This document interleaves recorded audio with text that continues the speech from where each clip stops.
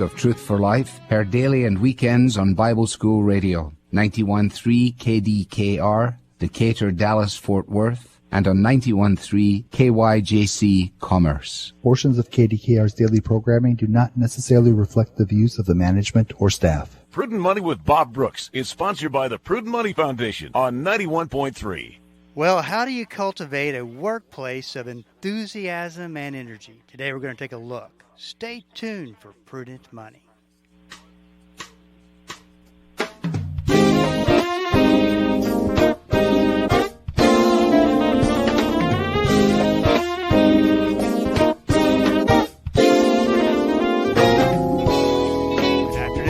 Bob Brooks, and you are listening to the Prudent Money Radio Show. Thank you so much for joining me today. You know I do appreciate it. So how do you avoid burnout in the workplace and create energy and enthusiasm instead? Well, Dr. Mia Russell, a professor at John Hopkins University, is here to tell us how and talk about their new book, Fired Up, A Guide to Transforming Your Team from Burnout to Engagement. Dr. Russell, welcome to Prudent Money. Thank you, Bob. I'm really happy to be here. You know, Dr. Russell, as I was looking through the book, I could not help but think that the timing of this book that you and Dr. Liggins wrote could not be any better. I mean, with all the change and virtual transition, there has to be a great deal of burnout right now. Yes, certainly. And, burnout isn't new, but I definitely agree that we put these ideas to paper at a timely. It was timely. Burnout has been around since 1974 as a kind of emerging as a social problem. Herbert Freudenberger created this concept of burnout, primarily focused on helping professions. So, teachers, doctors, nurses, police, right? All of these different careers that are here to help others. And they were emotionally spent. And so burnout comes from this idea of being exhausted due to excessive demands, drawing from your energy, as you already mentioned, and your resources. Then over time, we've conceptualized burnout in these three ways, right, of physical and emotional exhaustion, but also increased cynicism, and then reduced professional, what we would call professional efficacy, or this cloud about our accomplishments at work. So you're definitely seeing this raise its head again and becoming a problem. Is it a function of leadership or more of a function of the environment? That's an interesting question, and I think it's a function of both. Right? We are definitely in times, right, at work and in general, kind of living and working in fast-paced, demanding, and complex organizations. But there are also leaders that do not necessarily foster the energy and enthusiasm, the zest and zeal, the engagement that we believe employees deserve. We think employees should go to a place. We spend most of our waking hours at work, so we should go to a place that helps us to thrive and flourish, not necessarily drain us. This is Bob Brooks, and you are listening to the Prudent Money Radio Show. Thanks so much for joining me today. You know I do appreciate it. I'm talking to Dr. Mia Russell about a book that she co-authored called Fired Up, A Guide to Transforming Your Team from Burnout to Engagement. So do you think that this is a fad? Because I'm sure you've had to look at it that way as well, or maybe use as an excuse, or is it a really big problem? Burnout's a really big problem. We can look at research that predates the pandemic, and certainly we can talk about burnout in the midst of the pandemic.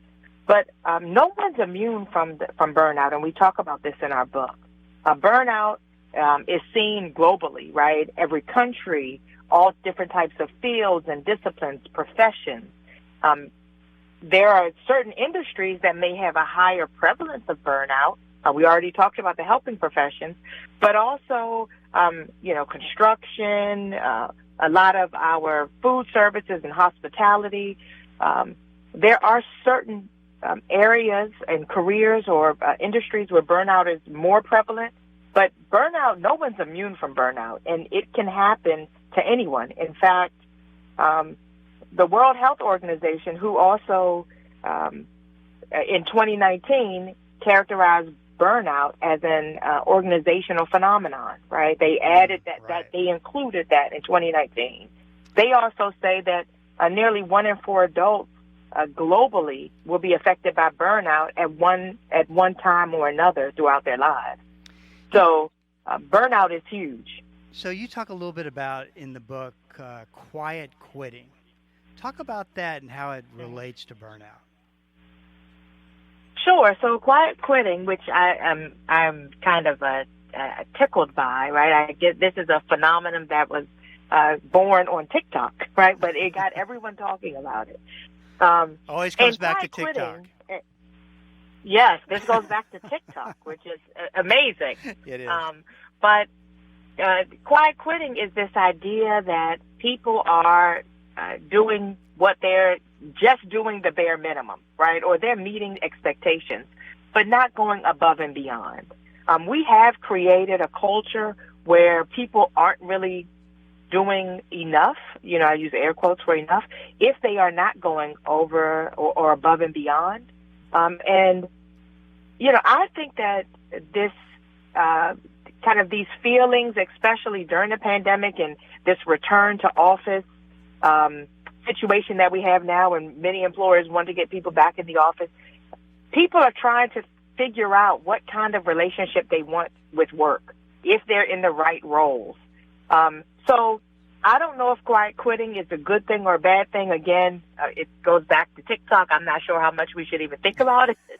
But the idea that people are doing their job is a good thing, right? But we want people, we call the book Fired Up because we think people should also show up at work with this enthusiasm, that you should want to be there and that you should have opportunities to learn and grow and develop and really bring your best self to work every day. And so just doing, I'm kind of challenged saying this, just doing what's required may not get you there. But sometimes if we're really excited or passionate about work or with anything that we're doing, it pays off exponentially in other areas. So let's talk about an employee that is experiencing burnout. I got to think that it's trying to figure out how to have this conversation with their boss is going to be a tough one. I mean, what kind of advice would you give an employee who is going through this? Well, we really think relationships are important, and it's going to be hard for an employee to have this conversation in general, but even more so when they don't feel psychologically safe, right? Or they don't have a trusting relationship with their manager. So if those other things are in place, right? If they know that they can go and talk to their manager without any reprisal, then I think we offer, especially in our book, of course, we offer some language that people can use. Things that employees can draw from are kind of specific examples of how they're feeling, maybe ways that they'd like, things that can be done to help them better engage. There are also some strategies that employees can ask their leaders, their managers, the organizations to employ that might help to increase some, kind of help mitigate burnout, but help increase engagement, because we think of that as a double-edged sword. So if a person was, so specifically, if a person was saying, hey, I'm really, I think I'm experiencing burnout, what should I do? I'd suggest that they think about how it's affecting their performance and productivity. If others around them are, if we talk about burnout as being contagious, so are they picking up signals from others, or are they kind of emoting these signals, which would also be something that the manager might need to know. And I'd also think that they should talk about ways that the leader can support them, right? Ways that their manager or their supervisor can support them so that they can turn this around. So let's talk a little bit about from the standpoint of management. I got to think that you run across those managers who say, listen, just kind of get a grip on it and get your work done. Not having a lot of empathy, which would be a dangerous way to handle it, obviously. Talk about what kind of advice you would give to management that are just kind of starting to figure this out, that there's a lot of burnout, that things need to change. The advice, of course, you give in this book is incredible. But what advice do you give them just straight off the bat? They're going to have this conversation. Well, I think I'd start by letting them know that burnout isn't their fault as the manager, but it's their responsibility. Right. And there are some reasons why they should care, right? So, for example, just some recent research, 61% of workers report high levels of stress that are causing fatigue. 60% of employees are reporting increased work pressure. 56% of employees are experiencing increased job demand. 67% of employees are feeling overextended by their workload. I could go on, right? So this is not a me problem, right, or a you problem as the manager. This is something that's happening globally in almost every kind of career field and industry. So I think I'd try to depersonalize it, because sometimes a manager might feel like, what have I done wrong, right? Next, I tell them. Go ahead. No, go ahead, please. No, go ahead. I want to finish your thought there. Okay. All right. Next, I tell them that they should think about this from a risk management perspective. This is what managers do best, right? Try to identify risks and stave them off. And we like to liken this term, be a burnout risk manager. By being a burnout risk manager, you don't even necessarily have to wait for your team to come to you and say that they're experiencing something. You'll start to, be on the lookout for things like emotional and physical strain or drain, increased callous or uncaring attitudes.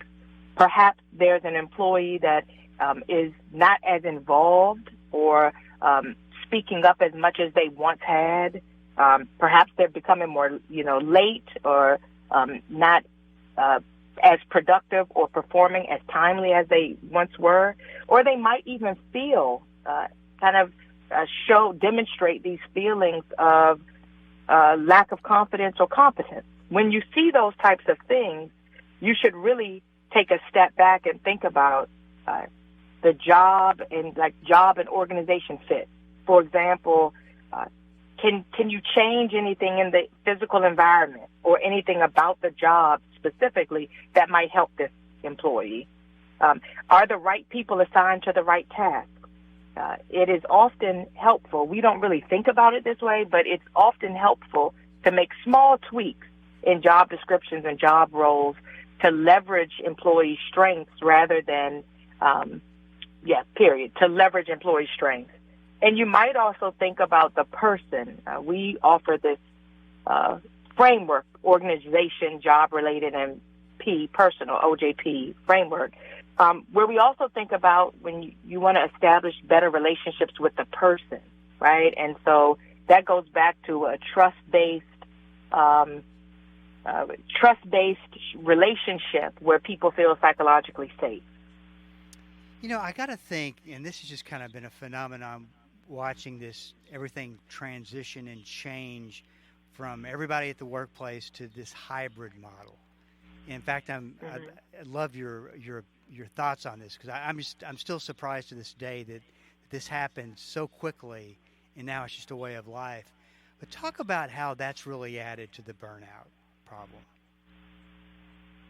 Oh, yeah. So we know that technology and this transition to remote work adds lots of stress to employees, really to all people, right? We're talking about management and what management can do, but we also know that a lot of managers are also experiencing burnout and trying to figure out how do we help others when we're dealing with this ourselves. But the idea of this increased reliance on technology or just technology issues in general has definitely changed our workplace. This was already happening, but the pandemic amplified some of the challenges. We used to work in the office, but now we are working at home.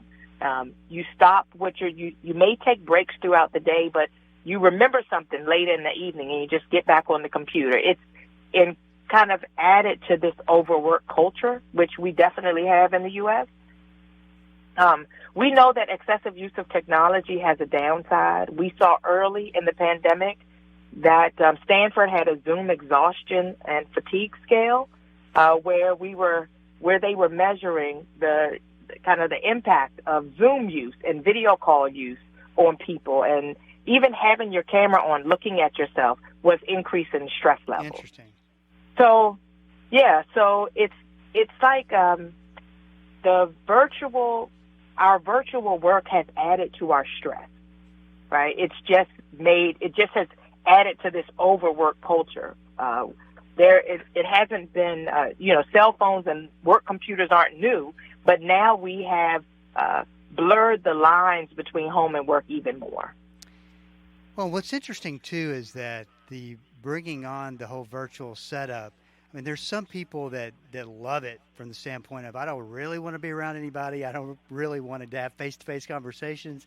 And then there's people who need the personal connection and maybe not getting it. So it's such a dynamic at play. Yeah. I know people across both sides of the spectrum, right? Anecdotally, I know I do better in person. I missed some of the social exchange and interaction. Right. But I also know that I can be much more productive when I'm at home without any distractions, right? We even had a term for it, water cooler talk, right? Sure. There was a term for those exchanges in the office. So it's definitely, there are challenges, and there have been some really good things that have come out of this, but then also many challenges. And so it is going to be interesting how we navigate and create this best of both worlds scenario. Well, this book that Dr. Russell co-wrote with Dr. Liggins is really I look at it and look through everything that you guys have included in the book, and it seems more like how to change the culture and your employees get more out of this culture. And the name of the book is Fired Up, A Guide to Transforming Your Team from Burnout to Engagement. One of the themes that I really liked about the book, Dr. Russell, was that you focus on the theme of investing in communication, investing in personal development, that type of thing. And I think that's just so very, very important that the employees feel like, hey, we're getting invested into. Mm-hmm. Yeah, we know that there are strategies that work, right? When employees feel valued, feel heard, feel appreciated, they perform better. And I think if we think about the inverse, right, when employees are experiencing burnout, they're not performing, they're not very productive, and most importantly, those feelings are contagious, right? Especially when we work in teams.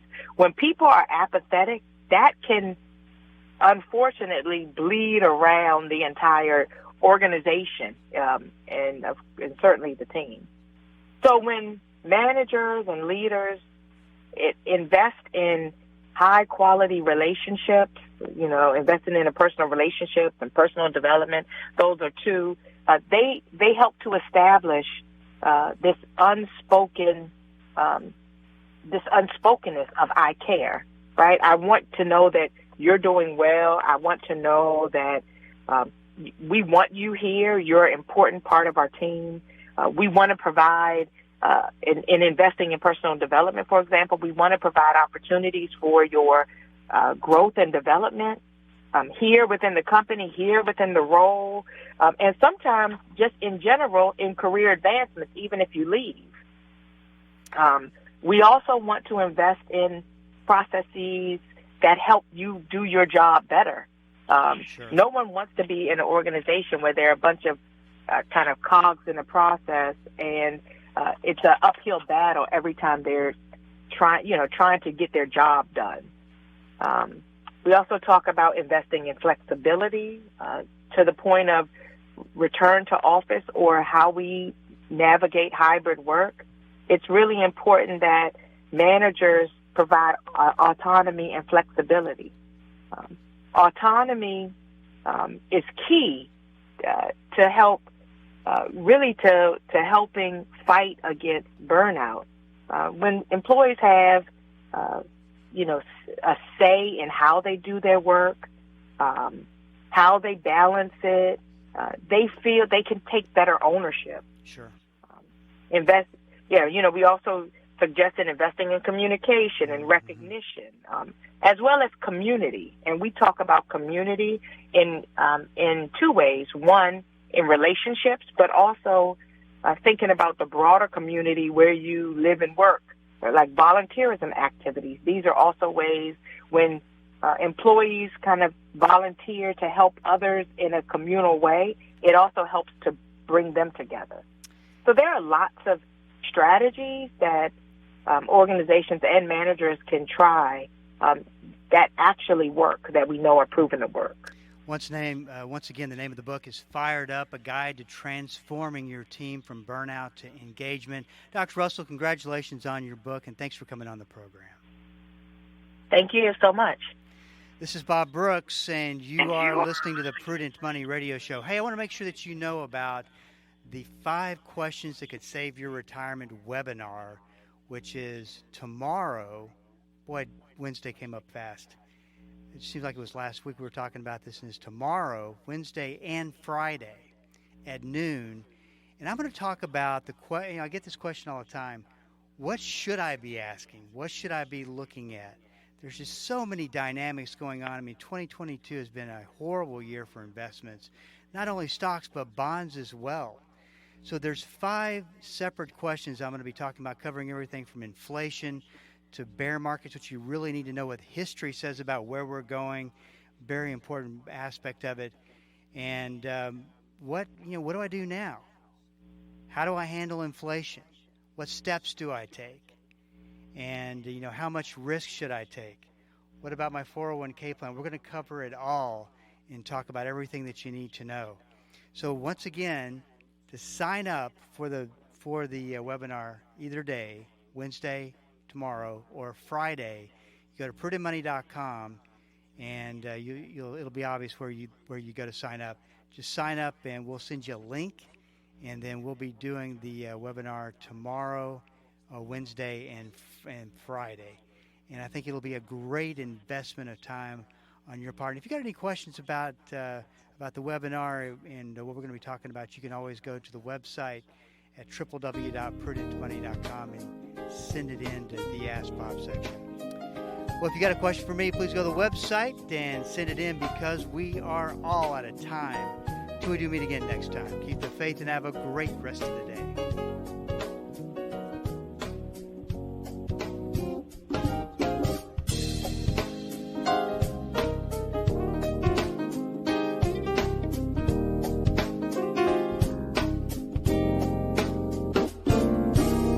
That's all the time we have for today. Questions or comments for Bob, or to find out more great information like what you've just heard, visit www.prudentmoney.com. Be sure to join Bob Brooks again for the next edition of Prudent Money.